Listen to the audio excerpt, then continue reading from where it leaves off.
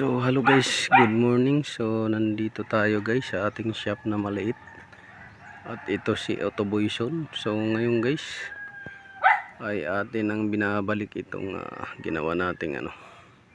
So nag-adjust tayo dito ng sa timing chain adjuster. Ito or tensioner. Tinatawag to timing chain adjuster or tensioner.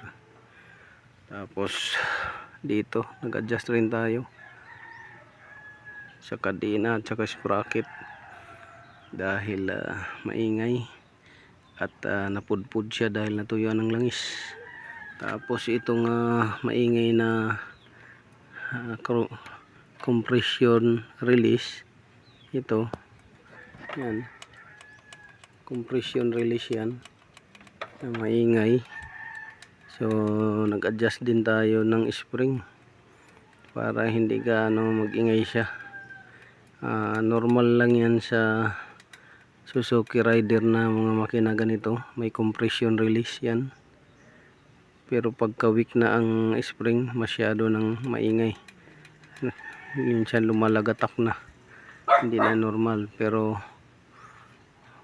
yung tunog niya pagbago pa, mayroon talagang tunog, pero hindi siya ganun kalakas. So ito, compression release yan. Pwedeng tanggalin to. Ang problema,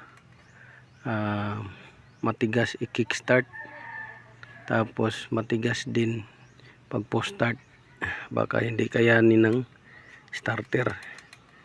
So atin na lang ginawa ng paraan.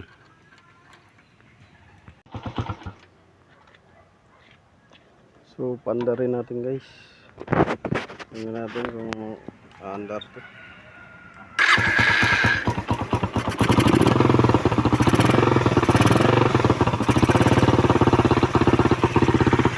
So nawala yung tunog niya, yung lagatak. Ayan, wala na yung lagatak niya. Dati pag ni-rev mo lumalagatak. Ayan wala.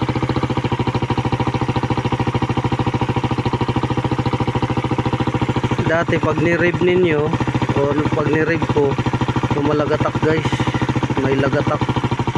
Ayan, so walang lagatak.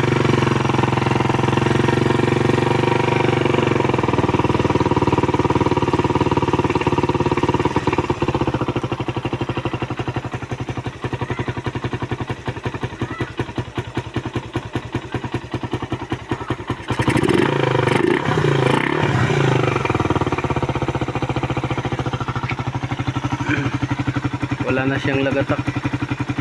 So ginawa natin ng paraan ng lagatak dito sa compression release nya. Ginawa na lang natin ng paraan kasi mahal yung camshaft. Yung camshaft bawat isa intake 7,000, genuine replacement 5,000. So dalawa yan 10,000 pag replacement. So mahal.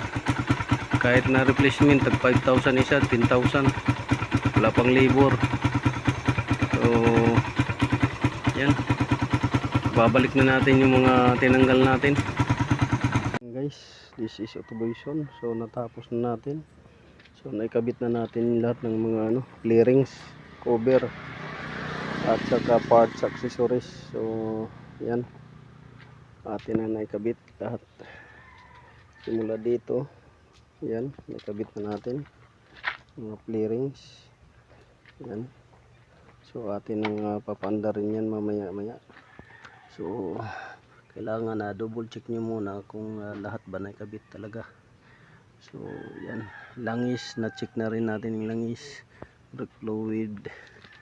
Yan, dinagdagan natin ng gasolina para mapaandar ng matagal. So share ko lang sa inyo guys ang ginawa ko dito. So maingay yung camshaft, gawa ng pudpud na yung camshaft cap holder nya. So ang ginawa natin ay i-remedyohan na lang natin. So pwede nyong hasain konti para lumapat ng todo, huwag naman sobra. Tapos pwede rin ninyong higpitan ng higpitan nyo ng todo, yung tamang higpit para maipit siya. So dalawang option, hasa at saka higpit na lagyan nyo ng sabi nga washer para tumiin pa siya. So napudpud yung camshaft holder or camshaft cap. So ating ginawa ng paraan, pati yung spring ng compressor release maingay. So ginawa rin natin ng paraan dahil malaki talagang gastusin ito. Kung genuine parts ang papalitan nito dahil natuyuan ng langis, aabot to ng more or less lagpas 15 ang ano nito dahil natuyuan. Ngayon tapos na tayo sa taas. Ang ginawa natin doon sa taas, pati yung sa chain tsaka valve nag-adjust. Ang ginawa natin para yung mga bearing na lumuwag ay mapatsapan ng malapot na langis. So ito yung ginawa natin. So naglagay tayo ng 1 litro, ayan, 1000 mg na engine oil. So naglagay tayo ng 1000 mg na engine oil. Ngayon ang ginawa natin, hinaluan natin ng itong diesel multi-grade na engine oil para lumapot siya ng konti at mawala yung mga clearances or mabawasan, ma-minimize yung clearances ng mga bearing. So marami na akong ginawa ganito guys na hinahaluan ko para ma-prove ko kung nagbago ba siya. Pag nagbago yan, so okay yun guys, walang problema. Viscosity lang naman ang nagkaiba nito, viscosity lang. So pwede nyong haluan para lumapot ng konti.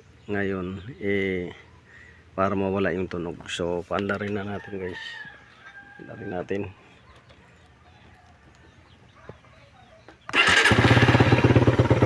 So yan, kumandar na siya. So malagatak talaga yan nung una na naka-idle siya, malagatak.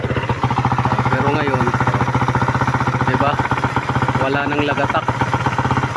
So successful yung remedy natin. So kakatipid si customer kaganon. Almost ang gagastusin niya dito, rough estimate 15k pataas sa mga genuine parts.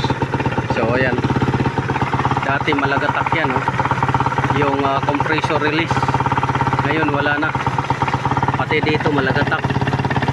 Ayan, so successful. So yun guys, this is Autoboyson. Sana nakatulong to sa inyo guys. Kahit i-rev natin walang lagatak. So ang hinalo ko dyan guys na langis na diesel ay halos 7 ounce para mapatsapan yung mga clearance ng bearing. Dati pag ni-rev mo to lagatakan.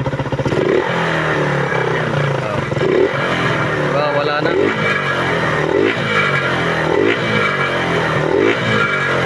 Yun, wala na. So yun, maraming salamat. Sana nakakuha kayo ng kunting alaman. Kung may mga katanungan kayo, message lang, PM.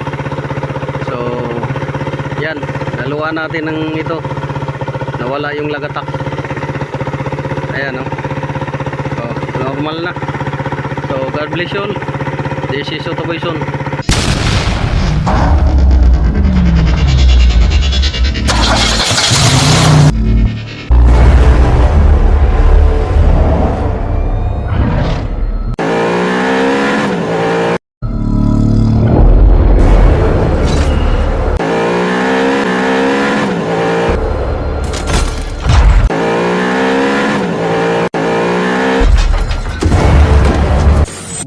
Make